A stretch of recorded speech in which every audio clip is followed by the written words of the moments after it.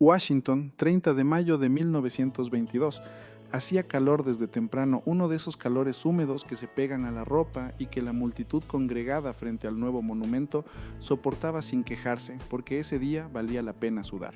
50,000 personas, banderas, discursos preparados durante semanas. El presidente Harding estaba ahí, el presidente del Tribunal Supremo estaba ahí. Y en la primera fila, sentado, con las manos apoyadas sobre el bastón y el sombrero en las rodillas, había un anciano de 78 años al que casi nadie en esa muchedumbre reconoció. Se llamaba Robert Todd Lincoln. Era el único hijo de Abraham Lincoln que seguía con vida. El único, de hecho, que había llegado a la vejez. Aquel día se inauguraba el Lincoln Memorial. Detrás de las columnas de mármol blanco, en la penumbra fresca del interior, la enorme estatua de su padre miraba hacia el Capitolio, con esa serenidad de piedra que los escultores reservan para los santos y los mártires. 19 toneladas de mármol de Georgia, un rostro que millones de personas aprenderían a amar sin haberlo conocido nunca. El rostro de un mito. Robert había conocido al hombre. Los organizadores le habían pedido que hablara. Era lo natural, lo esperado. El hijo del gran emancipador, de pie ante el templo levantado en honor a su padre, pronunciando unas palabras que los periódicos reproducirían al día siguiente en todo el país. Habría sido el broche perfecto. Le habían ofrecido el mejor lugar en el programa. Robert dijo que no. No pronunció ni una sola palabra en público aquel día. Se limitó a estar, a sentarse en su silla, bajo el sol y a mirar. Los testigos que dejaron constancia de aquella jornada anotaron un detalle que entonces pareció menor y que hoy resulta difícil de olvidar. Durante buena parte de la ceremonia, el anciano mantuvo la vista fija en la estatua y su expresión no era la de un hijo orgulloso, era otra cosa, algo más parecido al agotamiento, a la resignación de quien ha cargado durante demasiado tiempo con un peso que nadie más puede ver, porque para el mundo, aquella figura de mármol era Abraham Lincoln, el redentor de la nación. Para Robert era papá. Y entre esas dos palabras se había abierto, a lo largo de casi 60 años, un abismo en el que había ido cayendo poco a poco todo lo que Robert Lincoln pudo haber sido si no hubiera nacido con ese apellido. Hay hombres que heredan una fortuna, otros heredan un título, una empresa, una deuda. Robert Todd Lincoln heredó una lápida nacional, heredó ser para siempre el hijo de... y heredó también algo mucho más extraño, algo que ningún testamento menciona y que él tardó décadas en atreverse a nombrar en voz alta, la sensación de que la muerte había decidido seguirlo. Volvamos por un momento a esa silla, a ese anciano callado frente a la estatua. Si aquel día alguien se hubiera acercado a él y le hubiera preguntado por qué no quería hablar, por qué se negaba a subir al estrado y decir 3 frases sobre su propio padre, es probable que Robert no hubiera sabido responder, o que no hubiera querido. Los hombres de su generación, y él más que ninguno, habían aprendido a guardar el dolor en el mismo lugar donde se guardan los documentos importantes, bajo llave, en un cajón, lejos de la vista. Pero los hechos hablaban por él, y los hechos eran de una simetría casi insoportable. Robert Todd Lincoln había estado presente, o a punto de estarlo, en el asesinato de 3 presidentes de los Estados Unidos. Su padre, Abraham Lincoln, abatido de un disparo en un teatro en 1865. El presidente James Garfield en 1881, atacado en una estación de tren a pocos metros de donde Robert acababa de llegar. Y el presidente William McKinley, en 1901, asesinado en Buffalo poco después de que Robert acudiera a su invitación. 3 presidentes, 3 balas. Y un mismo hombre, siempre cerca, siempre a la sombra, siempre sobreviviendo. Con los años, la coincidencia se volvió tan conocida que el propio Robert terminó por rendirse ante ella. Cuentan que, hacia el final de su vida, rechazó una invitación oficial con una explicación que helaba la sangre por lo tranquila que sonaba. No asistiría, dijo, porque había una siniestra fatalidad en el hecho de que él estuviera presente cuando morían los presidentes. No lo dijo como una broma, lo dijo como quien constata el clima. Pero en 1922, sentado frente al mármol, todo eso ya había ocurrido, las 3 balas ya habían sonado. Robert era el último testigo de una historia que empezaba con su padre y que lo había convertido, sin que él jamás lo pidiera, en una especie de sombra recurrente de la tragedia americana. Por eso no habló, porque hablar habría significado abrir el cajón. Sacar a la luz al niño que una vez fue, al joven que corrió escaleras arriba en una casa de huéspedes de Washington para encontrar a su padre agonizando en una cama demasiado pequeña. Habría significado recordar a su madre, encerrada por su propia orden en un manicomio de Illinois. Habría significado admitir ante 50,000 personas que ser un Lincoln no había sido un privilegio, había sido una condena. La ceremonia terminó. Los discursos se apagaron. La multitud empezó a dispersarse bajo el calor de la tarde, satisfecha de haber presenciado la consagración de un héroe nacional. Robert Todd Lincoln se puso de pie con la lentitud de sus 78 años, se acomodó el sombrero y se retiró en silencio, tal como había llegado. Detrás de él, el rostro de mármol de su padre seguía mirando hacia el horizonte, ajeno para siempre a todo lo que su hijo había tenido que soportar por llevar su nombre. Para entender por qué aquel anciano huía de su propia sangre, hay que retroceder casi 80 años, hasta una casa modesta en una ciudad de las praderas de Illinois, hasta un niño serio, de ojos oscuros, que todavía no sabía que su padre iba a cambiar el mundo, ni el precio que esa grandeza le cobraría a él. Springfield, Illinois, años 40 del siglo XIX. Una ciudad de calles de barro que en primavera se volvían intransitables, de cerdos sueltos entre las casas y de abogados que recorrían a caballo los pueblos del condado buscando pleitos que defender. En una de esas casas, en la esquina de las calles Octava y Jackson, creció un niño llamado Robert. Era el primogénito. Nació en 1843, cuando su padre todavía era un abogado provinciano de futuro incierto y su madre, Mary Todd, una mujer de buena familia que se había casado, para escándalo de sus parientes, con aquel hombre alto, desgarbado y sin fortuna. La casa era pequeña, el dinero, justo, y el padre pasaba fuera semanas enteras, viajando por el circuito judicial, durmiendo en posadas y compartiendo cama con desconocidos, como era costumbre entonces. Abraham Lincoln quería a sus hijos con una ternura desordenada, casi anárquica. Los dejaba trepar sobre él mientras leía. Los llevaba a su despacho, donde revolvían papeles y volcaban tinteros sin recibir una sola reprimenda. Un socio del bufete llegó a confesar que le daban ganas de arrojar a aquellos niños por la ventana. Lincoln no veía el desastre, veía a sus hijos. Había crecido él mismo bajo la mano dura de un padre frío, y se había jurado que con los suyos sería distinto. Pero esa ternura tenía un reverso. El padre estaba ausente, y cuando estaba, se hundía en silencios largos, en esas melancolías profundas que lo dejaban sentado durante horas, mirando la pared, inalcanzable. Springfield murmuraba que Lincoln tenía el mal azul, la tristeza que le venía sin aviso y se le iba sin explicación. Robert creció observando esos silencios. Aprendió pronto que a su padre no siempre se le podía alcanzar, que había en él una puerta cerrada por dentro. Y estaba la madre. Mary Todd Lincoln era una mujer inteligente, culta, capaz de conversar de política con cualquier hombre y de ganarle. También era volátil. Sus estados de ánimo cambiaban como el cielo de la pradera antes de una tormenta. Risas y afecto en un momento, gritos y pánico al siguiente. Le temía a los truenos, le temía a los perros, le temía a la pobreza con un terror que venía de haberse casado por debajo de sus expectativas. Los vecinos contaban historias, Mary persiguiendo a su marido por la calle, Mary golpeando a un repartidor, Mary encerrada en su cuarto durante días. Robert, el hijo mayor, el serio, el que no daba problemas, fue quien más temprano tuvo que aprender a moverse con cuidado dentro de su propia casa. Se volvió reservado, ordenado, exacto. Todo lo que su padre era de manera intuitiva y caótica, Robert lo fue de manera contenida y metódica. Donde Abraham improvisaba, Robert planificaba. Fue como si el niño hubiera decidido, muy pronto, que en aquella familia de temperamentos volcánicos alguien tenía que ser el suelo firme. Lo enviaron al este a estudiar, a la Academia Phillips Exeter, en New Hampshire, y luego a Harvard. Fue el primero de la familia en pisar una universidad de verdad, y allí, entre los hijos de las viejas fortunas de Nueva Inglaterra, Robert descubrió una versión de sí mismo que le acomodaba, la del caballero discreto, correcto, de modales impecables. Lejos del barro de Springfield, lejos de los gritos de su madre, lejos también de la sombra creciente de su padre, porque mientras Robert estudiaba, algo estaba cambiando en el país, y en el centro de ese cambio estaba el apellido que llevaba. Abraham Lincoln ya no era el abogado provinciano, sus debates contra Stephen Douglas lo habían vuelto famoso, sus discursos se reproducían en los periódicos de todo el norte. Y en 1860, cuando Robert tenía 17 años, lo impensable ocurrió. Aquel hombre desgarbado que dejaba a sus hijos volcar tinteros en su despacho fue elegido presidente de los Estados Unidos. La vida de Robert se partió en dos. De un día para otro dejó de ser el hijo de un abogado del Medio Oeste para convertirse en el hijo del presidente.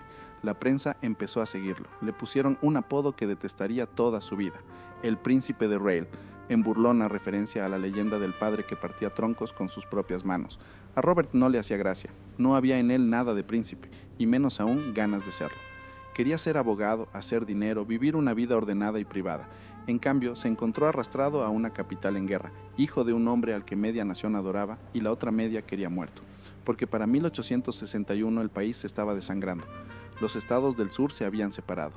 La guerra civil había comenzado. Y en la Casa Blanca, un lugar sombrío y lleno de corrientes de aire, la familia Lincoln vivía bajo una presión que ninguna familia debería soportar. Fue allí donde llegó el primer golpe verdadero.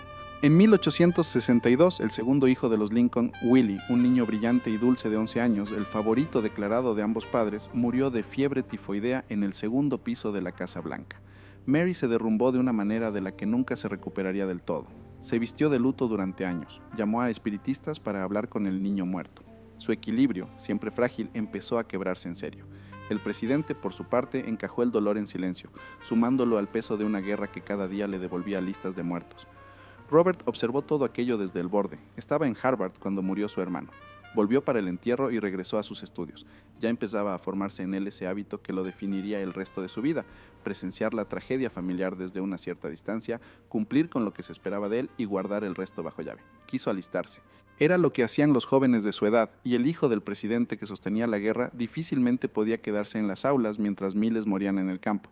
Pero su madre, aterrada de perder a otro hijo después de Willie, se negó en redondo. Hubo tensión, discusiones, cartas, finalmente se llegó a un arreglo. Robert entraría al ejército, sí, pero como oficial del Estado Mayor del general Grant, lejos del frente más peligroso, protegido por su rango y su apellido. Y así, a comienzos de 1865, con la guerra a punto de terminar, el capitán Robert Todd Lincoln vestía uniforme de la Unión. Estaba destinado junto al hombre que ganaría la contienda. Tenía 21 años, un futuro despejado y el apellido más célebre del país. Faltaban pocas semanas para que ese apellido dejara de ser una carga y se convirtiera en una herida abierta. Pero antes de la herida, hubo un andén, una multitud, un tren y una mano desconocida que lo agarró del cuello del abrigo en el instante justo, salvándole la vida.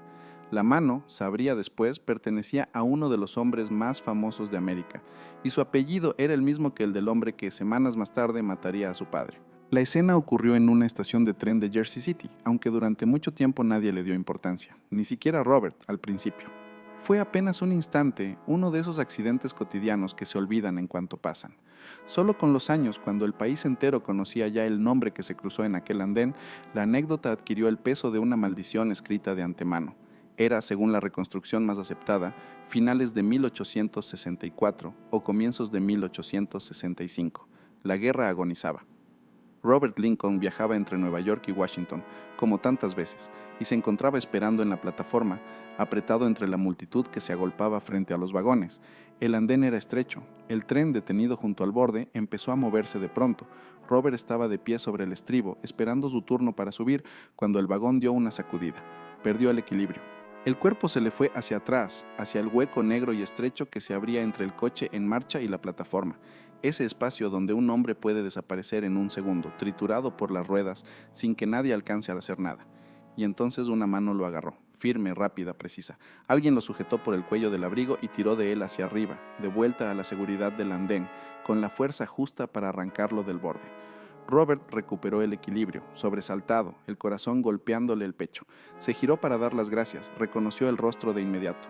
Era Edwin Booth, uno de los actores más célebres de su tiempo, el gran trágico del teatro norteamericano, un hombre cuya cara aparecía en los programas y los periódicos de todo el país. Robert, como cualquier joven culto de la época, sabía perfectamente quién era. Le dijo su nombre, agradecido, y Edwin Booth, que quizá no había reconocido de entrada al joven que acababa de rescatar, comprendió entonces a quién tenía delante: al hijo del presidente de los Estados Unidos. Los dos hombres se separaron. El episodio terminó ahí.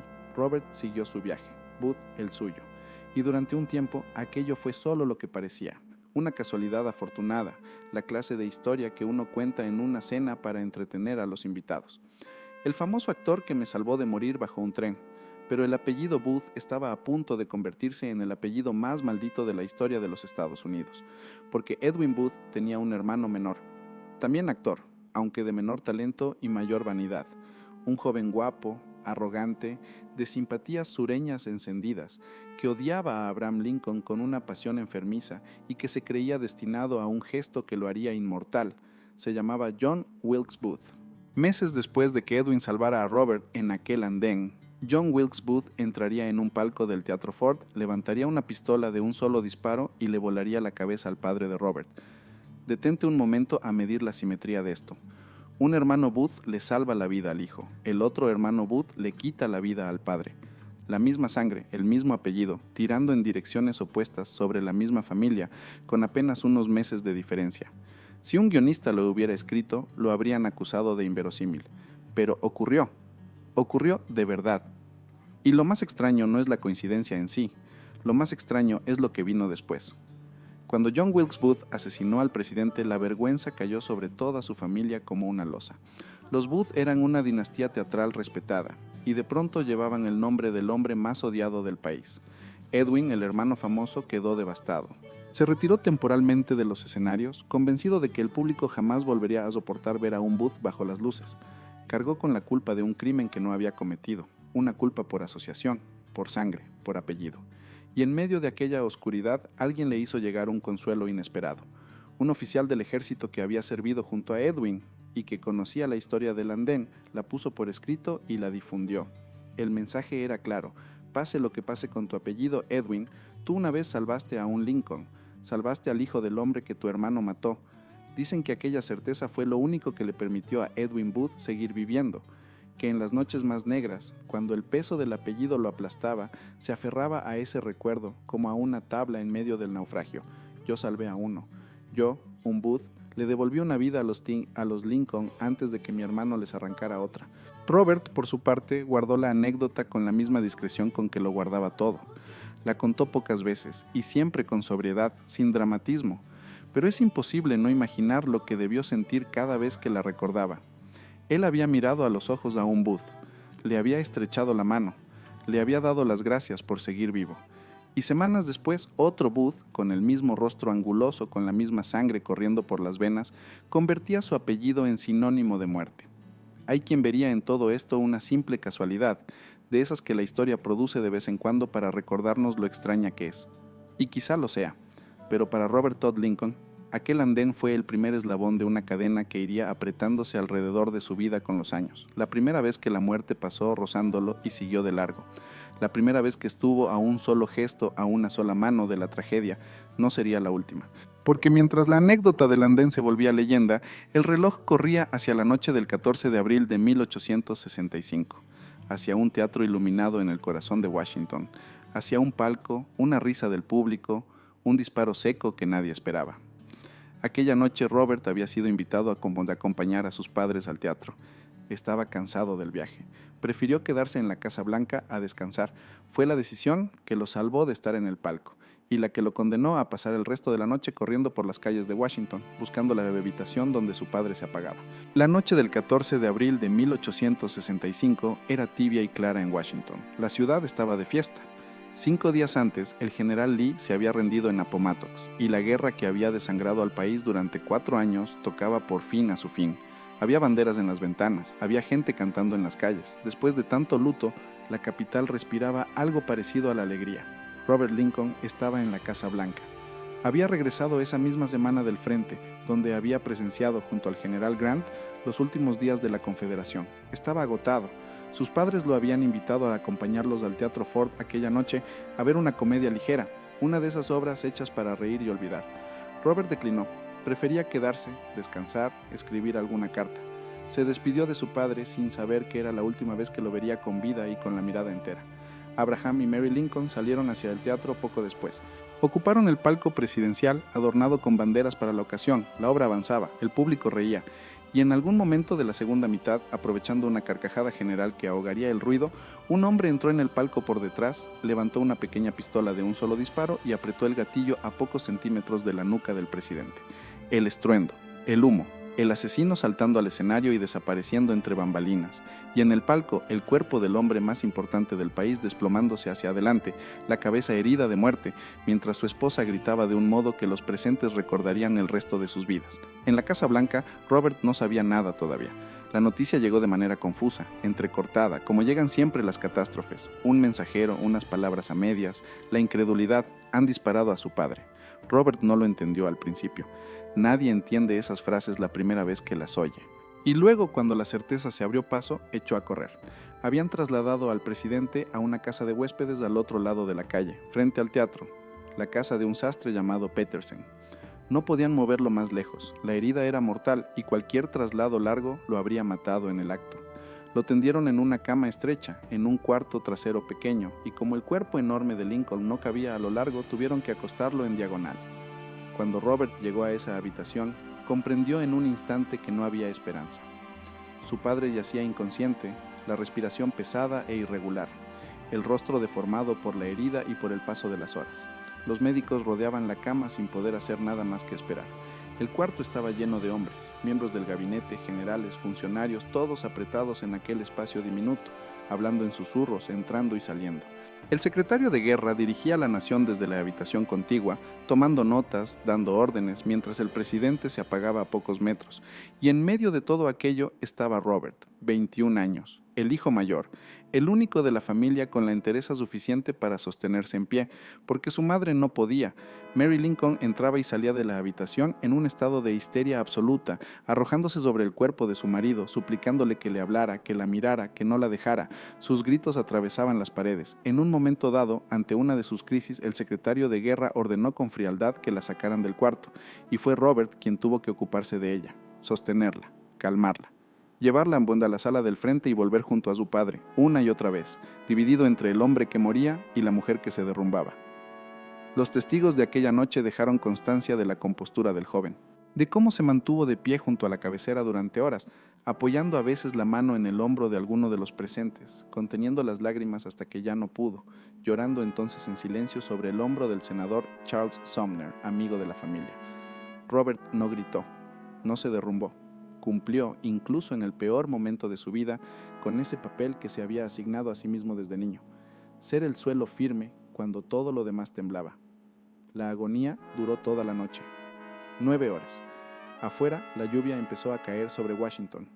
Adentro, la respiración del presidente se fue haciendo más lenta, más espaciada, con esas pausas largas y terribles en las que todos contenían el aliento pensando que ya había terminado, hasta que un nuevo estertor volvía a llenar el cuarto. A las 7:22 de la mañana del 15 de abril, Abraham Lincoln dejó de respirar. Hubo un silencio. El secretario de guerra pronunció la frase que pasaría a la historia. Ahora pertenece a las edades. Los hombres del cuarto se descubrieron. Alguien empezó a rezar.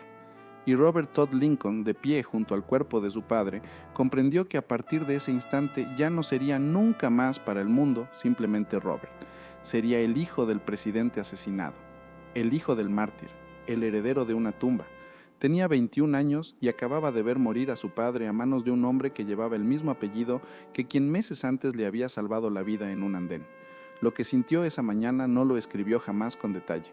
Robert no era hombre de confesiones, pero algo se cerró dentro de él aquella noche en la casa Petersen, alguna puerta que ya no volvería a abrirse del todo. Había visto de cerca lo que significaba llevar el apellido Lincoln. Había visto que ese apellido atraía la grandeza, sí, pero también las balas. Y empezó, quizás sin saberlo todavía, a temerlo. Los años siguientes lo confirmarían. La fama que heredó no le trajo paz. Le trajo curiosos, aduladores, buscadores de reliquias, gente que quería tocar al hijo del hombre asesinado como si en él quedara algo del mito. Le trajo un apellido del que no podía escapar por más lejos que fuera. Y le trajo sobre todo a una madre rota que después de aquella noche se hundió en una espiral de dolor y desequilibrio de la que Robert tendría que hacerse cargo. Porque el siguiente golpe no vendría de un asesino, vendría de dentro de su propia familia, y esta vez sería Robert quien tendría que tomar la decisión más dolorosa de su vida, encerrar a su propia madre. Los años que siguieron a la muerte de Abraham Lincoln fueron para Mary Todd una larga caída sin fondo. Había perdido a un hijo, Willie, en la Casa Blanca. Había visto asesinar a su marido a su lado, sintiendo la sangre de él sobre su propio vestido. Y unos años más tarde, en 1871, perdería a otro hijo. Tad, el menor, el más apegado a ella, murió de una enfermedad pulmonar a los 18 años. De los 4 hijos que había tenido, solo le quedaba Robert, y entre Robert y su madre, para entonces, se había abierto una distancia difícil de cerrar. Mary vagaba, literalmente. Viajaba de ciudad en ciudad, de hotel en hotel, incapaz de asentarse en ningún sitio. Vestía siempre de luto, un luto que ya duraba una década. La perseguían miedos que no tenían base. Estaba convencida de que la pobreza la acechaba, aunque contaba con una pensión y con dinero suficiente. Cosía billetes en el forro de sus enaguas por temor a que se lo robaran. Compraba de manera compulsiva cosas que no necesitaba, cortinas para casas que no tenía, docenas de guantes, telas que nunca usaría. y al mismo tiempo se aterraba de quedar en la miseria. Oía pasos. Creía que alguien intentaba envenenarla. Decía haber sentido el espíritu de su hijo muerto tocándole el rostro por la noche. Robert lo observaba con una mezcla de amor, vergüenza y pánico creciente. Era ya un abogado próspero en Chicago, casado, padre de familia, un hombre que había construido con enorme esfuerzo exactamente lo que siempre había querido, una vida ordenada, respetable, privada, y su madre amenazaba con hacerla pedazos. Cada extravagancia de Mary llegaba a los periódicos, cada episodio público alimentaba los rumores. El hijo que había pasado la vida intentando controlar el caos familiar veía cómo el caos, encarnado en su propia madre, se le escapaba de las manos. En la primavera de 1875, algo terminó de romperse. Mary, alojada en un hotel de Chicago, sufrió una crisis. Bajó al vestíbulo a medio vestir, presa del terror, convencida de que la ciudad ardía, de que alguien quería matarla, de que su hijo Robert estaba en peligro de muerte. Corría por los pasillos, hablaba con personas que no estaban. Robert acudió, la contuvo, la devolvió a su cuarto y tomó una decisión que lo perseguiría el resto de su vida. Decidió que su madre debía ser internada. Hay que entender lo que eso significaba en 1875 y lo que significaba para un hombre como Robert. No existía nada parecido a la psiquiatría moderna. No había diagnósticos matizados, ni tratamientos, ni comprensión real de lo que hoy llamaríamos duelo patológico, o trauma, o quizá un trastorno del estado de ánimo. Solo había una palabra, dura y sin apelación: locura. Y una institución: el manicomio. Robert consultó a médicos, reunió testimonios de empleados de hotel, de comerciantes, de testigos de las conductas de su madre, contrató abogados y organizó, conforme a la ley de Illinois, un juicio de locura, porque así era el procedimiento. Para internar a una persona contra su voluntad, había que declararla legalmente demente ante un jurado. El 19 de mayo de 1875, Mary Todd Lincoln, viuda del presidente asesinado, fue llevada ante un tribunal de Chicago sin apenas tiempo para preparar defensa. La sala estaba llena, la prensa lo cubrió todo. Se presentaron los testimonios sobre sus manías, sus compras, sus miedos, sus alucinaciones. Los médicos declararon, y su propio hijo, Robert, subió al estrado a testificar en su contra. Con voz contenida, describió las conductas de su madre, afirmó que la creía demente, que era incapaz de cuidarse a sí misma, que temía por su seguridad. Se dice que, al terminar, cruzó la sala y le tomó la mano. Ella lo dejó hacer, pero algo se había quebrado entre ellos para siempre. El jurado tardó minutos en decidir. Mary Todd Lincoln fue declarada demente. Esa misma tarde, se intentó que entregara los bonos y valores que llevaba cosidos en la ropa. Ella se negó, y al día siguiente, custodiada, fue trasladada a Bellevue Place, un sanatorio privado en Batavia, Illinois, reservado para mujeres de clase acomodada. Robert creyó que hacía lo correcto. Probablemente lo hizo por amor, por miedo, por agotamiento, por todo a la vez. Pero Mary no lo vivió así, lo vivió como una traición, como el abandono definitivo por parte del único hijo que le quedaba. Y desde el encierro, esta mujer a la que todos habían declarado incapaz, demostró que conservaba una astucia formidable. Empezó a escribir cartas a escondidas. Consiguió contactar con una abogada, Myra Bradwell, una de las primeras mujeres juristas del país, que se convirtió en su aliada. Movió a la prensa. Y en pocos meses logró darle la vuelta a la narrativa. Ya no era la loca peligrosa, sino la viuda del gran Lincoln, injustamente encerrada por un hijo frío y ambicioso que quería controlar su dinero. La presión pública creció. Bellevue se volvió incómodo. Y apenas 4 meses después de su internamiento, Mary fue liberada bajo el cuidado de su hermana, y al año siguiente un segundo juicio la declaró oficialmente capaz de administrar sus propios asuntos. Había ganado, pero la victoria envenenó lo que quedaba del vínculo. Mary rompió con Robert. Le exigió que le devolviera todo lo que le pertenecía. Le escribió cartas llenas de rencor. Se marchó a Europa, a vivir sola en Francia durante años, lejos del hijo que le había hecho declarar demente ante un jurado. Durante mucho tiempo no se hablaron. La madre y el hijo, los dos únicos supervivientes de aquella familia diezmada, separados por un abismo de dolor y reproche. Solo al final, cuando la salud de Mary ya se apagaba, hubo una reconciliación tardía y frágil. Robert la visitó. Se sentaron juntos. Se dijeron quizá lo poco que aún podía decirse. Mary murió en 1882 en la misma casa de Springfield donde tantos años antes había empezado todo, ciega casi, medio paralizada, arruinada por dentro. Robert estuvo en el funeral. Cargó con aquella decisión el resto de su vida. Nunca se defendió demasiado en público, fiel a su costumbre de guardar el dolor bajo llave. pero quienes lo conocieron notaron que el episodio del manicomio lo había marcado con una sombra particular, distinta a la de las balas, porque las balas venían de afuera. Esta herida se la había hecho él mismo, con sus propias manos, por más que creyera estar salvando a su madre. Robert quería, más que nada, desaparecer en la respetabilidad, una vida discreta, próspera, sin escándalos, y por un tiempo lo consiguió. Se dedicó a sus negocios, a su bufete, a su familia, pero el apellido Lincoln no lo dejaba en paz. La nación seguía buscándolo, y cuando el mundo de la política volvió a llamar a su puerta, ofreciéndole un alto cargo en el gobierno, Robert aceptó. No podía saber que aquel cargo lo pondría, una vez más, a pocos metros de un presidente y de una bala. En 1881, un nuevo presidente llegó a la Casa Blanca, James A. Garfield, un hombre afable, culto, con pasado de héroe de guerra y fama de honesto. Al formar su gabinete, Garfield ofreció a Robert Todd Lincoln uno de los puestos más altos del gobierno, secretario de guerra, el mismo ministerio que 16 años antes había dirigido la nación desde la habitación contigua a la que agonizaba su padre. Robert aceptó, y con ello, el hijo que había pasado la vida huyendo de la vida pública se encontró de nuevo en el centro exacto del poder. Tenía 37 años. Era competente, ordenado, discreto, exactamente el tipo de administrador que un gabinete necesita. Por primera vez parecía que el apellido Lincoln podía traerle algo distinto a la tragedia. Prestigio, servicio, una carrera propia construida sobre algo más que ser el hijo de. Duró apenas unos meses. La mañana del 2 de julio de 1881, el presidente Garfield se disponía a tomar un tren en Washington. Salía de la ciudad de vacaciones, iba a reunirse con su familia y a visitar su antigua universidad. La estación era la Baltimore and Potomac, en el centro de la capital. Como correspondiera al protocolo, varios miembros del gabinete acompañaban al presidente para despedirlo. Entre ellos, el secretario de guerra, Robert Todd Lincoln. Robert llegó a la estación esa mañana. Iba a encontrarse con Garfield en el andén, pero antes de que pudiera reunirse del todo con él, ocurrió.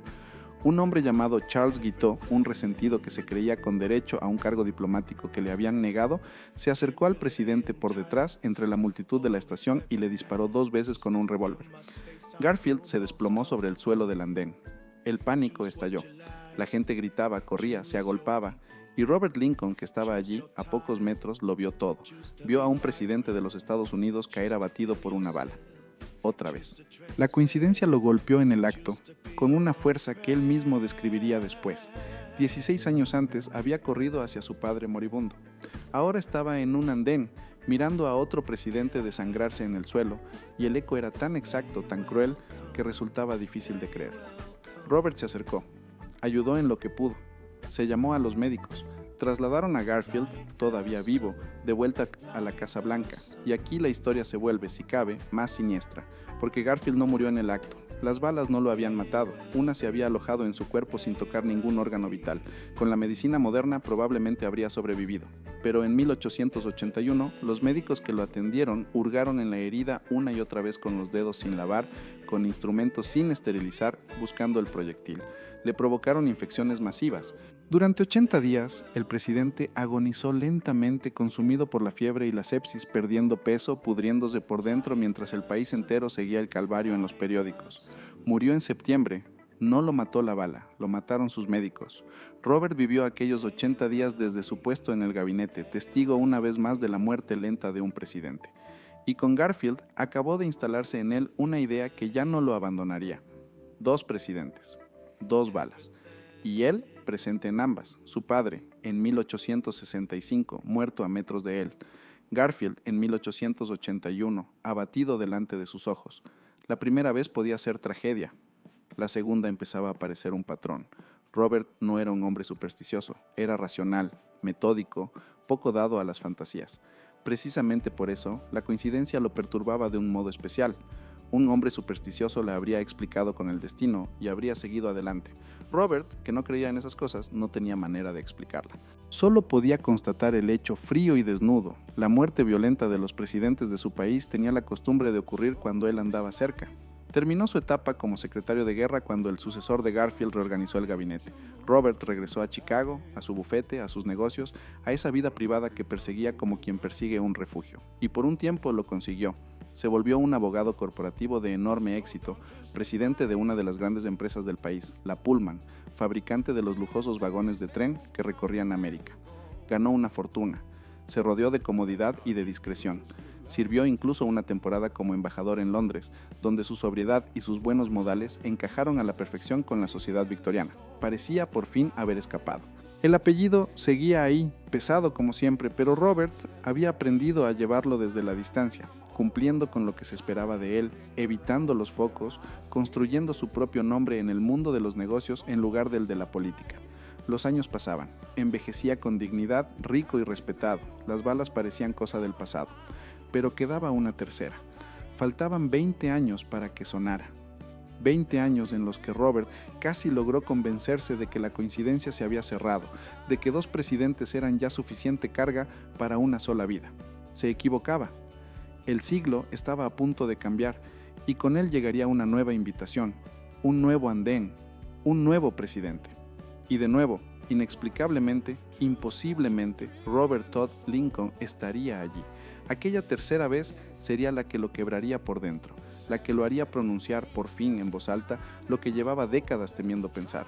El nuevo siglo encontró a Robert Todd Lincoln convertido en uno de los hombres más ricos y respetados de los Estados Unidos. Presidía la Pullman Company. Vivía entre Chicago, Washington y una finca que estaba construyendo en Vermont. Tenía casi 60 años.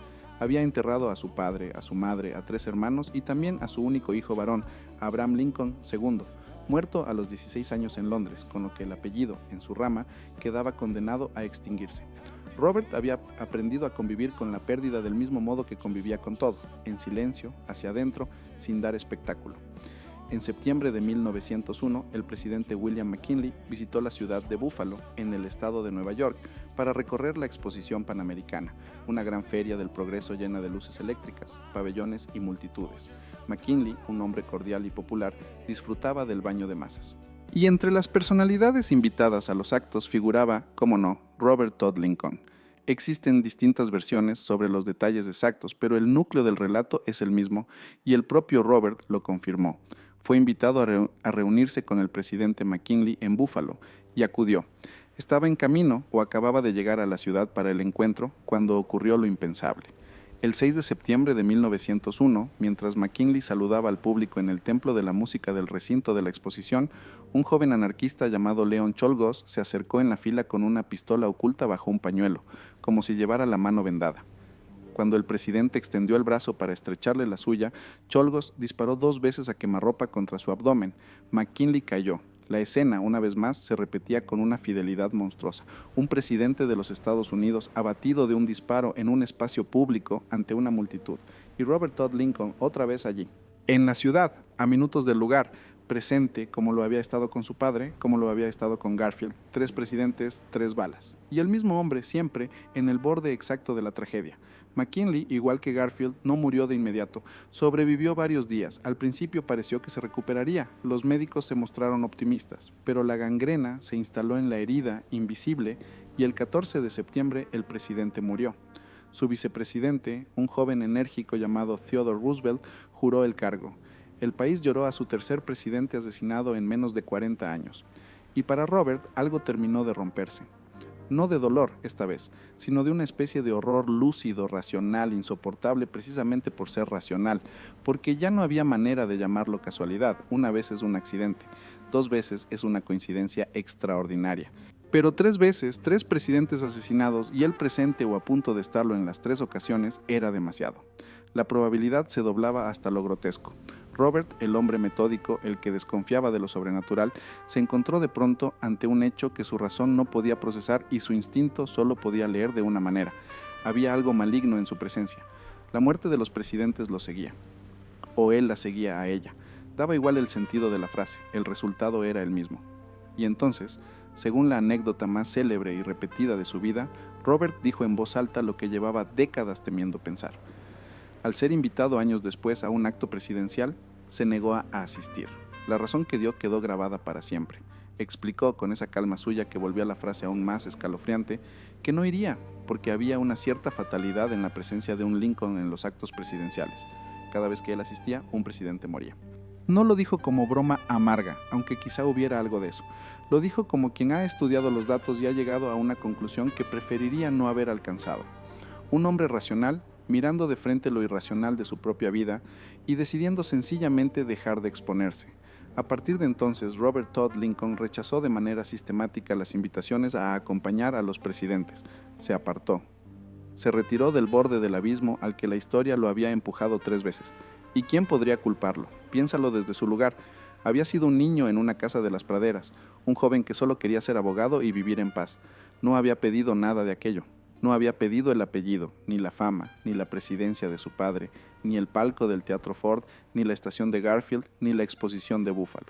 La historia lo había ido colocando una y otra vez a metros de sus momentos más oscuros, como si él fuera un testigo designado por alguna voluntad cruel para presenciar el asesinato de los líderes de su país. Sobrevivir tiene un precio. Robert lo pagó en la moneda del aislamiento.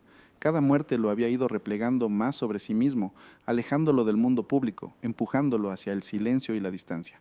El hombre que emergió después de Búfalo era ya un anciano en formación, rico, cortés, impecable y profundamente solo, con una carga que nadie más en el mundo podía compartir, porque nadie más en el mundo había estado donde él había estado, 3 veces, viendo morir la historia. Le quedaban aún casi 25 años de vida. Los viviría lejos de todo, en una casa que se estaba construyendo entre las montañas de Vermont, rodeado de árboles, de silencio y de un telescopio con el que miraba las estrellas por las noches. Allí, por fin, Robert Todd Lincoln intentaría hacer lo único que siempre había querido: desaparecer.